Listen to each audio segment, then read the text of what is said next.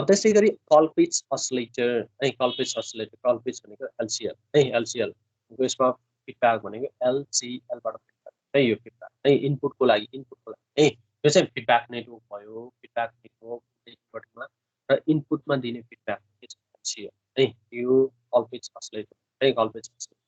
oscillator र यसको frequency of oscillation भनेको 1/2 पाइ स्क्वायर रुट LC/2 है स्क्वायर रुट LC/2 यसमा भनेको छ design a culpitts oscillator that will oscillate at 100 kHz अघिदेखि के छ त्यो वाइन बेज oscillator होस् or three phase RC oscillator होस् के छ RC थ्री फेज oscillator होस् त्यसमा के छ डिजाइन गर भनेको छ यति फ्रिक्वेन्सीमा oscillate गर्छ भनेको है सबैमा प्याटर्न सेम नै छ है अब यसमा के छ यसमा हेर्ने भने RF छ R1 छ L LC छ है अब कुनै पनि भ्यालु थाहा छैन भने हामी प्राय के गर्छौं C को भ्यालु चाहिँ एउटा एजुम है जस्तै माथि पनि गर्छ 0.01 0.001 अरु 1 नैनोफेराड अब यसमा पनि के छ यो culpitts oscillator फर्स्टमा सर्किट बनाउने इन्भर्टिङ अप एम्पमा फिडब्याक RF इनपुट R1 अर R मा राख्दा पनि भयो है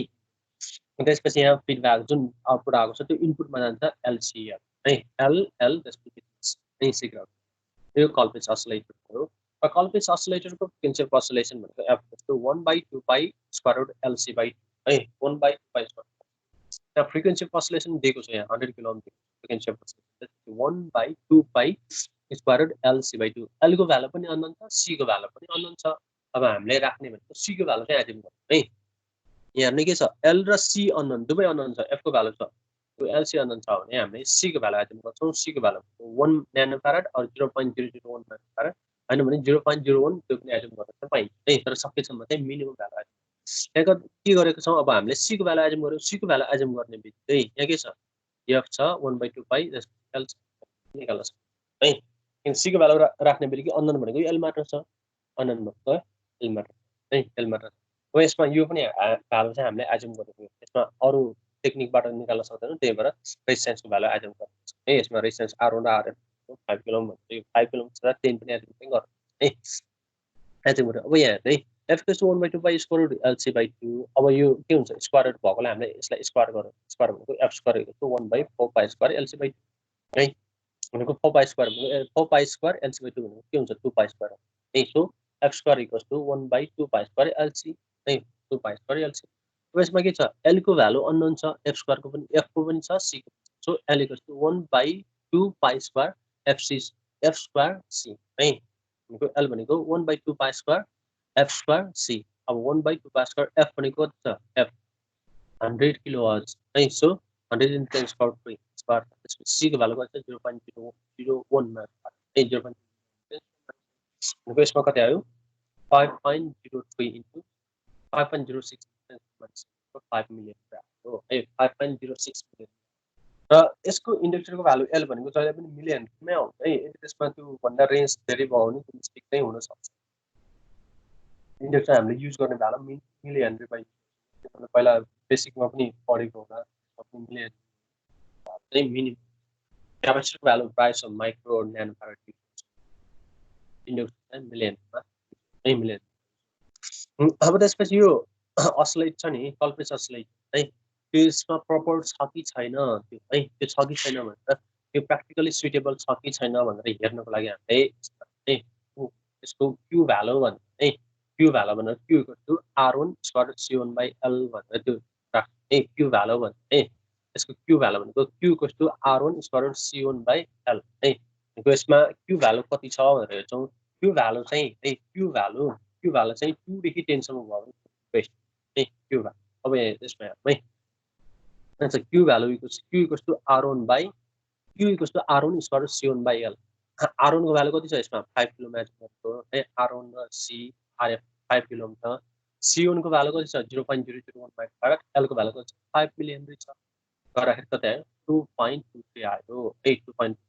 2.23 है 2.23 आएको छ है 2.23 आएको छ जुन भनेको हाम्रो डिजाइन रिक्वायर्ड भ्यालुको के छ रिक्वायर्ड भ्यालु हामी भनेको छौं नि त्यो रिक्वायर्ड भ्यालुको केमा छ त्यो बिचमा छ है रिक्वायर्ड भ्यालुको के छ बिचमा छ मिन्स त्यो प्र्याक्टिकली सुटेबल छ है प्र्याक्टिकली सुटेबल छ यदि त्यो भ्यालु लेस देन 1 आयो अर ग्रेटर देन 10 समथिङ आयो भने त्यो चाहिँ प्र्याक्टिकली सुटेबल छैन भनेर त्यो पनि बुझ्नु है भनेको प्र्याक्टिकली सुटेबल छ कि छैन भनेर चेक गर्नको लागि मात्रै यो है यो भनेको कति छ 2 देखि 10 को बिचमा छ भने प्र्याक्टिकली सुटेबल छ डिजाइन गर्न त्यो भन्दा बढी भयो 10 भन्दा बढी यसको भ्यालु 0.1 आउन सक्छ 1 आउन सक्छ अर लेस देन 5 भने त्यो प्र्याक्टिकली सुटेबल छ भनेर त्यो त्यो भ्यालुबाट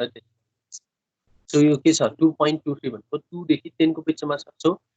this is practically suitable है the design is practically suitable त्यसपछि यो culpitts oscillator that oscillate add भनेर है that oscillate add कति छ 100 किलोहर्ट्ज इच भनेर यही सर्किट बनाउनु त्यसमा R1 R जुन एड गर्छ त्यसपछि C को भ्यालु पनि हामी एड गर्छौं L को भ्यालु राख्ने यसमा हामीले निकाल्नु भनेको इन्डक्टिभ भ्यालु निकाल्नु 5 मिलिहेनरी है 5 मिलिहेनरी राख्ने अब यसमा यो पनि राख्नु मिल्छ अघि भने नि यो 5 को त मैले 10 किलो 10 किलो भयो भने के हुन्छ 10 भनेको यो 4.0 कति आउँछ 4.46 आउँछ 10 किलो भयो के हुन्छ यो प्र्याक्टिकली सुटेबल छ 10 किलो भयो के हुन्छ यो 10 किलो है 10 किलो ओम है R1 को भ्यालु मैले भनेको नि R1 को भ्यालु 10 किलो ओम भने के हुन्छ यो 5 को छ 10 हुन्छ 10 भनेको यो 2 * 2.2 so 4.46 आउँछ यो के छ 10 2 to 10 so 10 त्यो भन्दा ग्रेटर छ 10 भन्दा लेस छ त्यही रेन्ज पर्छ त्यो पनि के सुटेबल छ यो R1 र RF को value 5 kilo ohm 10 kilo ohm एचम गर्न सक्छौं है एचम गर्न सक्छौं त्यो एचम गर्दाखेरि त्यो रेन्ज के हुन्छ 10 मा यो चाहिँ अब कहिलेकाहीँ टाइम भ्याउँदैन भने यतिसम्म मात्रै गर्दा पनि यो गर्ने त्यसपछि 10 त culpitts oscillator circuit that oscillate at 10 kilohertz 100 kilohertz भनेर यो सर्किट बनाउन हुन्छ टाइम भएन भने अरु कन्फ्युज भयो भने यो चेक नगर्दा पनि हुन्छ कन्फ्युज भयो भने यो नगर्दा यो भ्यालु छैन भने टाइम पनि भ्याउँछ भने यो भ्यालु अनि चेक गर्ने यो भ्यालु इज अराउन्ड स्क्वायर भइहाल्छ भ्यालु कति 10 stable culpitts oscillate at of frequency 100 kilohertz यो सर्किट डिजाइन गर्ने है ल के छ भन्नु है सर हामी यो के रे आरसी फेसिभ अस्सिलेसन डिराइभ गर्न पनि आउँछ यो आरसी फेसिभ अस्सिलेसन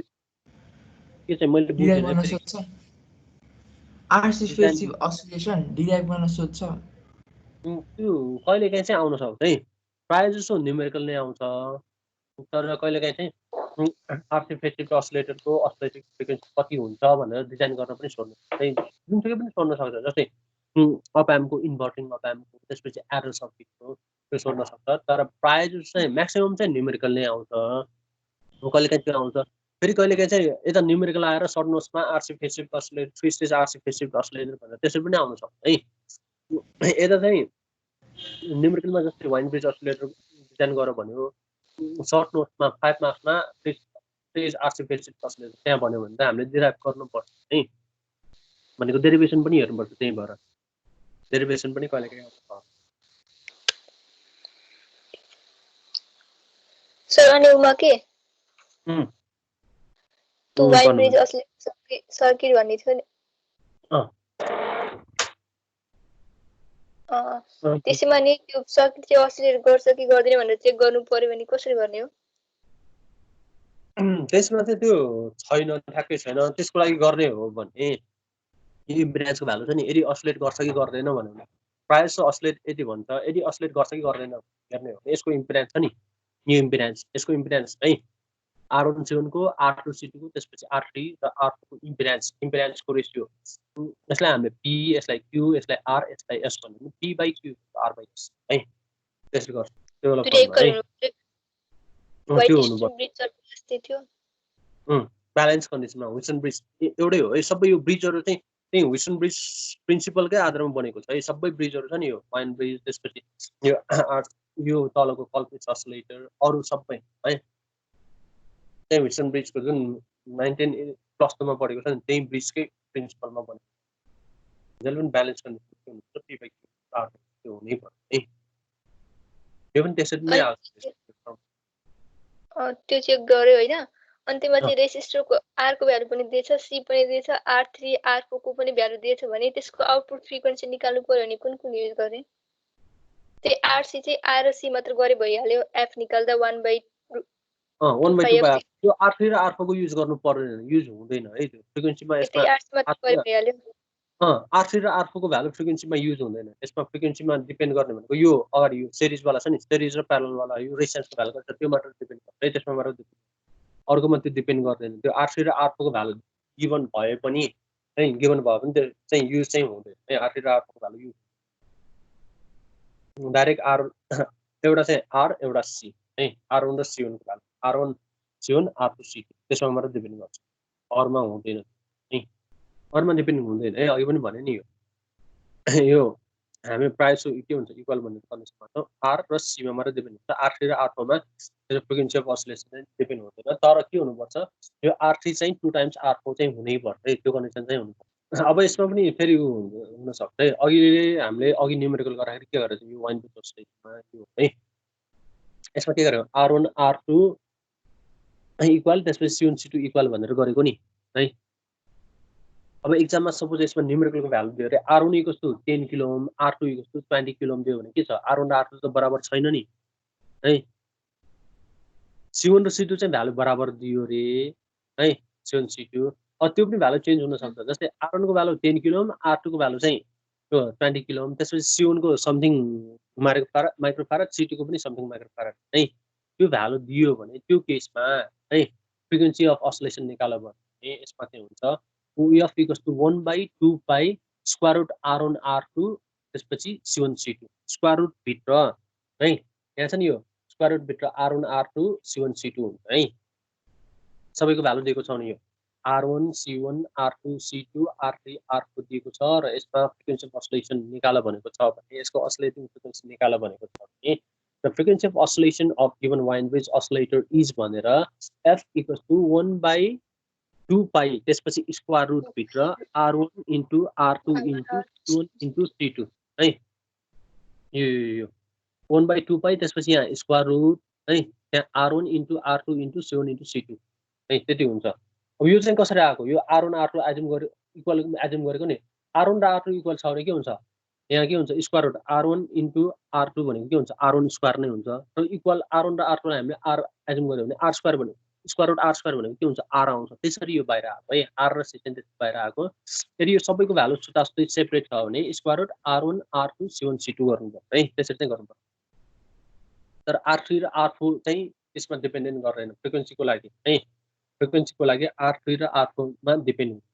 यसमा R1 R2 C1 C2 value दिएको छ भने 1/2 पाइ square root R1 R2 C1 त्यो चाहिँ गर्नुपर्छ है कुनै कुनैमा चाहिँ न्युमेरिकल त्यो क्याल्कुलेट गर भनेको समयमा यो रेजिस्टेन्स र क्यापेसिटरको भ्यालु फरक दिन सक्छ प्रायः जस्तो यस्तै न्युमेरिकल आउँछ है एक्जाममा यस्तै आउँछ अब